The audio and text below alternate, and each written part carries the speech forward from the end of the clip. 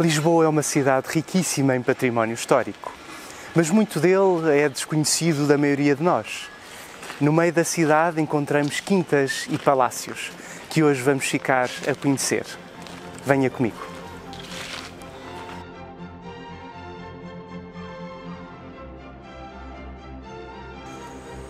Hoje vamos visitar duas casas senhoriais que, além de belas, foram residência de algumas figuras que marcaram a história de Portugal. A primeira é a Quinta dos Lagares de El Rei, onde nós vamos agora entrar.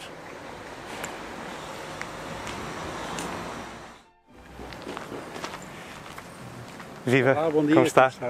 Somos recebidos por Filipe de Almada, um dos proprietários da casa, e a quem eu agradeço esta recepção e esta visita. Olá, sejam bem-vindos à Quinta dos Lagares de El Rei. É uma quinta que conseguimos manter na família Almada desde o início do século XV. Claro que não nestes moldes, mas vamos conseguindo e hoje temos o prazer de vos poder mostrar o que existe hoje em dia. Muito obrigado.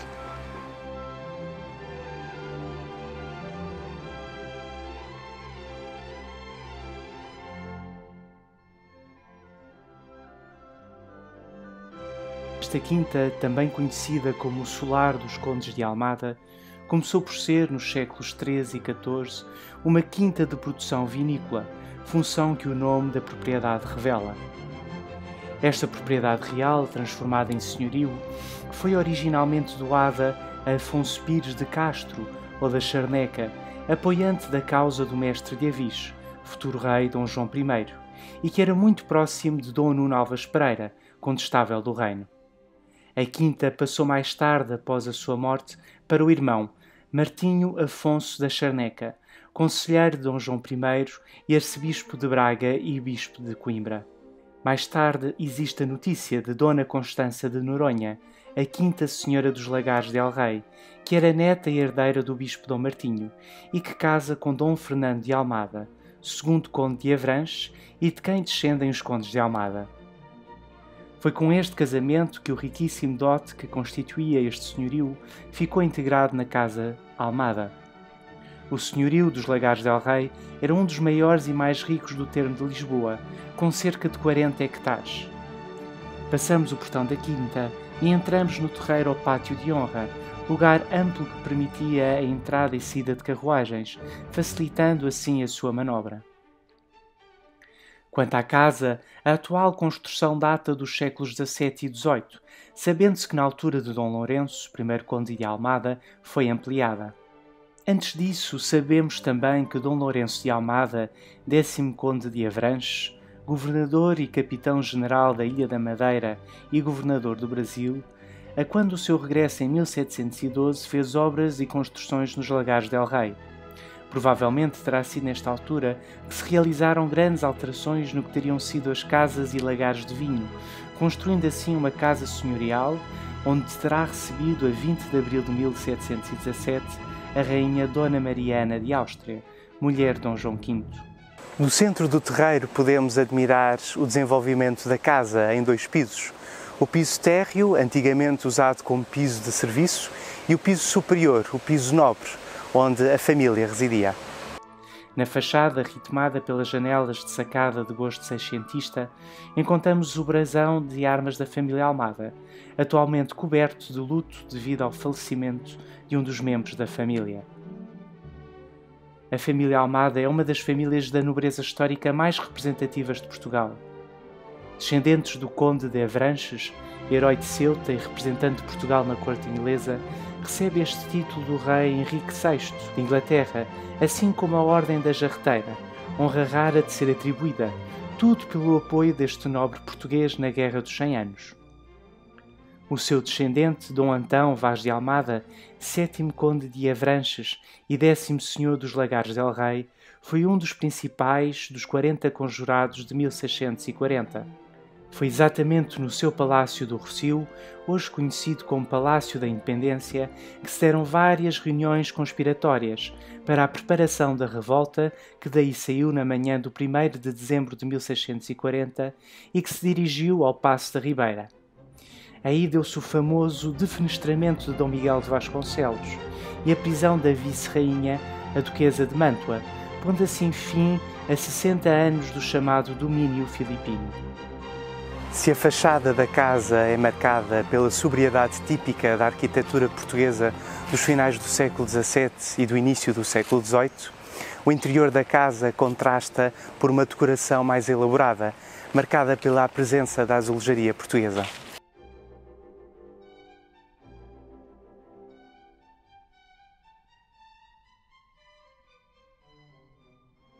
Começamos pelo piso térreo da casa, antigo piso de serviço, mas onde nós podemos já encontrar alguns dos belos azulejos da casa.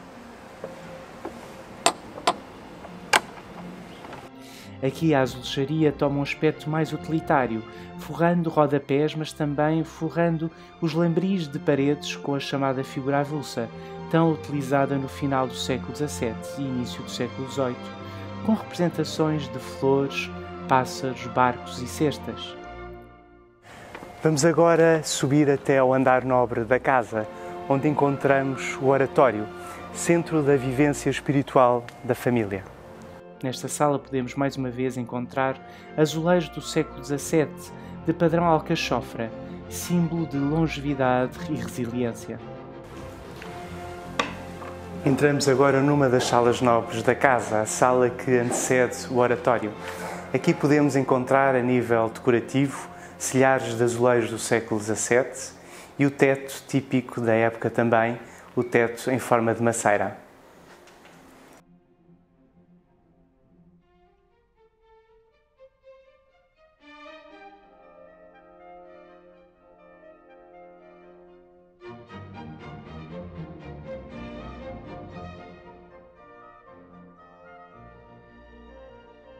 Nesta sala antecâmara do oratório podemos encontrar uma coleção de gravuras pertencente à família. Uma delas é o retrato do rei Dom Miguel, que mostra o comprometimento desta família com a causa legitimista. Entramos agora no oratório, coração desta casa familiar, que aqui sempre celebrou vários eventos como casamentos e batizados. O oratório ou a capela era o centro das vivências de uma família da aristocracia portuguesa. Aqui se realizavam batizados, casamentos e também as cerimónias fúnebres, marcando assim o compasso da vida destas famílias. Ao decorar este espaço temos mais uma vez um lambril de azulejos do século XVII, mas de realçar é o retábulo de altar executado no final do mesmo século. De gosto tipicamente barroco, do primeiro barroco português, vemos que a talha não é dourada, mas marmoreada. As 4 colunas torças ou salomónicas imitam a brecha da Arrábida e a decoração dos nichos vemos a imitar uma composição de pedras e mármores portugueses conhecidos como embrechados, aqui também feitos em pintura. A destacar temos a pintura do retábulo central, que segundo alguns autores representa São Lourenço, mártir do século XIII e cuja devoção familiar levou a que vários membros da família fossem batizados com o nome Lourenço.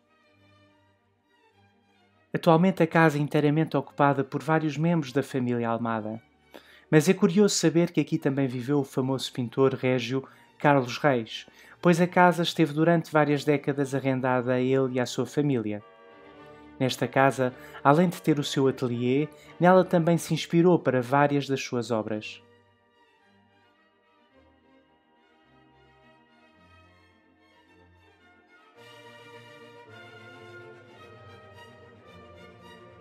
O segundo palácio que nós visitamos é uma casa senhorial do século XVIII, situada num dos lugares mais icónicos da cidade de Lisboa, o Campo de Santa Clara.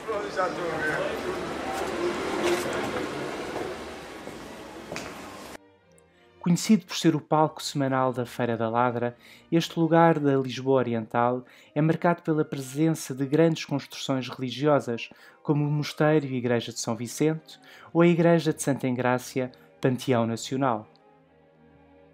Mas a presença de casas senhoriais também marca a paisagem urbana desta zona da cidade, como a presença do Palácio Lavradio, do Palácio dos Condes de Rezende, do Palácio Sinal de Cortes e do Palácio Barbacena.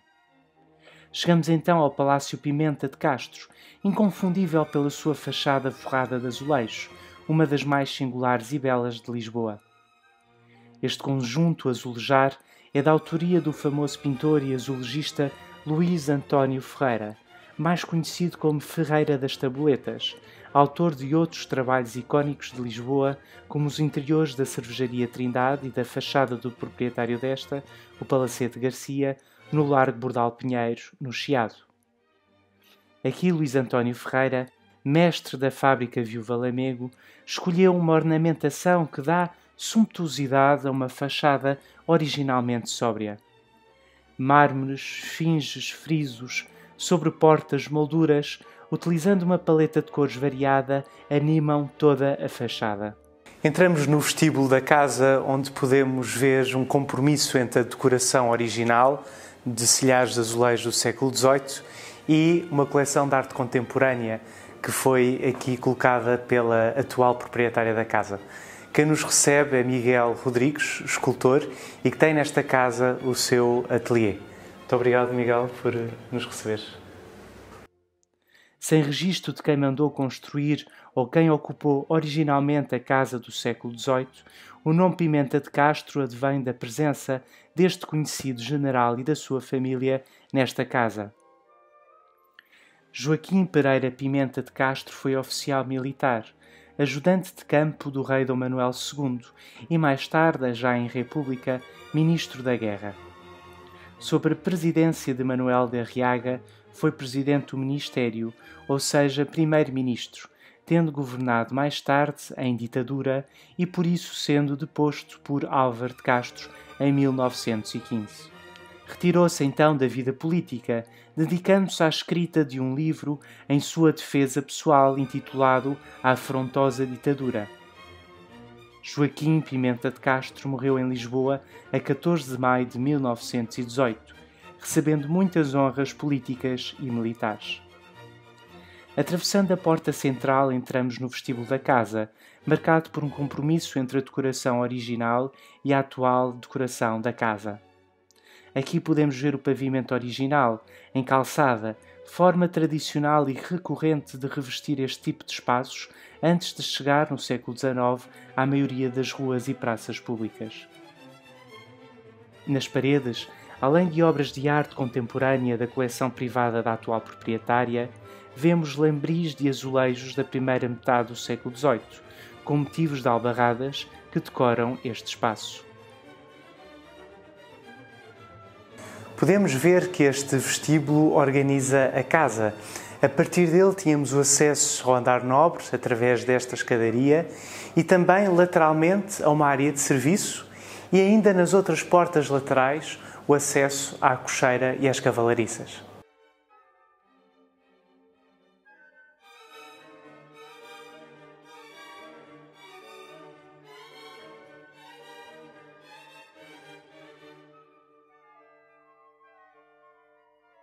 Subimos agora à escadaria nobre, onde podemos admirar mais uma vez um silhar de azulejos da primeira metade do século XVIII.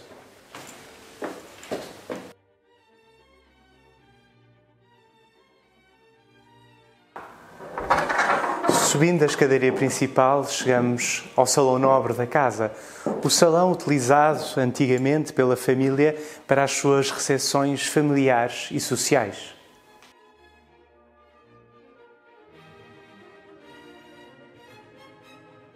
Um dos pormenores interessantes que podemos ver no Salão Nobre são os espelhos dos puxadores das portas que contêm as armas da família Pimenta de Castro.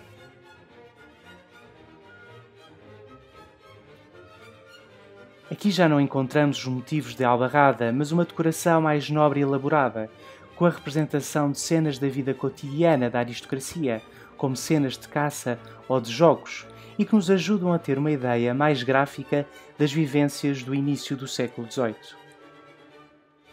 As outras divisões, hoje ocupadas por vários quartos de dormir, teriam na origem o quarto de estado, destinado ao casal, cabeça da família, e outras salas de aparato, também elas aqui decoradas com motivo de albarrada.